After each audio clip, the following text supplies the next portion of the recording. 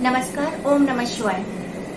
आज हम चर्चा करेंगे शिव पुराण के द्वितीय संहिता रुद्र संहिता के प्रथम खंड में दी हुई सृष्टि की रचना की। सृष्टि की रचना के लिए उस जल से जो विष्णु जी द्वारा प्रकट हुआ था, उसमें अपनी अंजलि भरकर ऊपर की ओर उस जल को उछाला, जिससे वह एक अंड रूप जो है वह प्रकट हुआ उस जल के। पर ब्रह्मा जी ने यह देखा कि जो अंड जो है जो प्रकट हुआ है वह उसमें चेतना विद्यमान नहीं है, वह जड़ रूप है। वह 24 तत्वों से बना हुआ अंड प्रकट हुआ, और वह चेतना उस अंड में न देखकर उन्होंने विष्णु जी का ध्यान किया। ब्रह्मा जी ने विष्णु जी से यह अनुरोध किया कि वह इस समस्या का हल बताएं। विष्णु जी ने हेतु वह स्वयं उस अंड में उन्होंने प्रवेश किया। विष्णु जी यह सारा भूमंडल जो है उस अंड से जो है व्याप्त हो गया कि उस अंड में प्रवेश करने से उस अंड में चेतना व्याप्त हुई। व्यापक रूप से उस अंड में के कारण से विष्णु जी को जो है वैराज पुरुष के नाम से भी जाना गया, और में निवास करने के कारण से विष्णु जी को नारायण भी कहा गया है। इसके पश्चात कहा गया है कि विष्णु जी ने सृष्टि का निर्माण किया, जिन्हें सर्ग कहा गया है। जो पहला सर्ग है उसमें उन्होंने पेड़ पौधे और वृक्षों को उत्पन्न किया। द्वितीय सर्ग में उन्होंने पशु पक्षी को उत्पन्न किया, जो वायु की भांति तिरछा चलने के कारण उन्हें त्रियक कहा गया।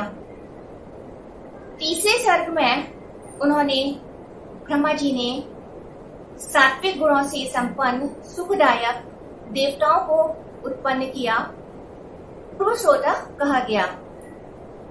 चौथे सर्ग में उन्होंने मनुष्यों को उत्पन्न किया, जो कि पुरुषार्थ से बंधे हुए, कर्मों से बंधे हुए, कर्मयुक्त मृत्यु से बंधे हुए बने गए, जिन्हें निर्वाक श्रोता कहा गया।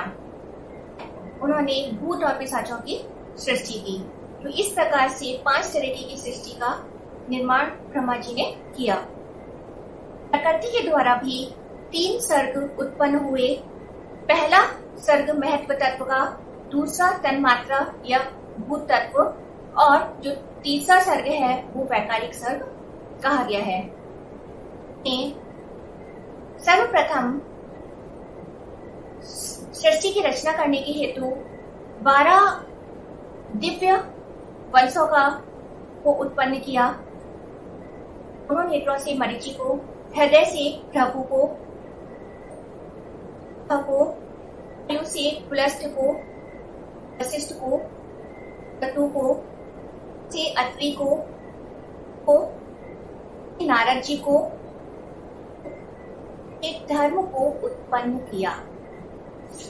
जी के द्वारा जो आरंभ में सृष्टि उत्पन्न की गई, उसमें उन्हें एक समस्या यह आई कि जो सृष्टि ब्रह्मा जी उत्पन्न कर रहे थे वह निरंतर उसकी वृद्धि नहीं हो पा रही थी। ब्रह्मा जी की ऐसी इच्छा थी कि किस प्रकार से ऐसी सृष्टि की रचना की जाए जो कि निरंतर वृद्धि करे। ब्रह्मा जी ने इस समस्या को सुलझाने के लिए विष्णु जी का ध्यान किया। विष्णु जी ने उन्हें शिव जी की तपस्या करने के लिए प्रेरित किया। ब्रह्मा जी ने सिद्ध करने के लिए तप किया, और शिव जी के प्रकट होने पे उन्होंने अपनी समस्या को उन्हें बताया और कहा कि आप कृपया ऐसी। ब्रह्मा जी के कहने पर शिव जी ने ऐसे रुद्रगणों को उत्पन्न किया जो उन्हीं के जैसे थे। सभी के 5 मुख और 3 नेत्र विद्यमान थे। ब्रह्मा जी ने उन रुद्रगणों को देखकर कहा कि कृपया आप ऐसी सृष्टि का निर्माण न करें। आप जन्म और मृत्यु से जन्म और मृत्यु से का उत्पन्न करें। शिव जी ने कहा कि वह ऐसी अशोभित सृष्टि का निर्माण नहीं करना चाहते हैं जो कि दुखमयी हो। वह कहते हैं कि ऐसे सृष्टि का निर्माण ब्रह्मा जी स्वयं करें। वह उस दुखमयी संसार से, भव सागर से पार कराने वाले होंगे और वह उन मनुष्यों का उद्धार करेंगे। ऐसा कहने के बाद जो है शिव जी वहां से अंतर्धान हो जाते हैं। ब्रह्मा जी ने उसे तप आरंभ किया। शिव जी के प्रसन्न होने पर और उनके निवारण हेतु, सृष्टि के निवारण हेतु शिव के भ्रकुटी मार्ग से प्रकट होते हैं। उस अर्धनारीश्वर स्वरूप से अंबिका देवी अलग होती हैं और ब्रह्मा जी की सृष्टि की रचना हेतु अपनी शक्ति रूप प्रतिछाया को ब्रह्मा जी को प्रदान करती हैं और कहती हैं कि यह उनकी निरंतर वृद्धि हेतु सृष्टि में सहायक सिद्ध होंगी।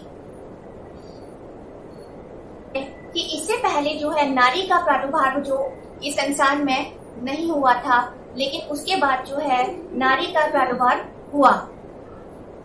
इसके पश्चात ब्रह्मा जी का जो शरीर दो भागों में विभाजित हो जाता है और दो रूप में हो जाता है। आधा जो शरीर है वो पुरुष भाग में विभाजित होता है और आधा शरीर स्त्री रूप में बदल जाता है।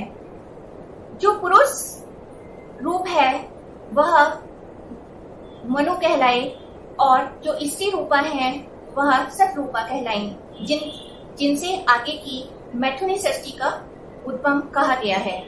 तो इस प्रकार से शिव पुराण के द्वितीय संहिता में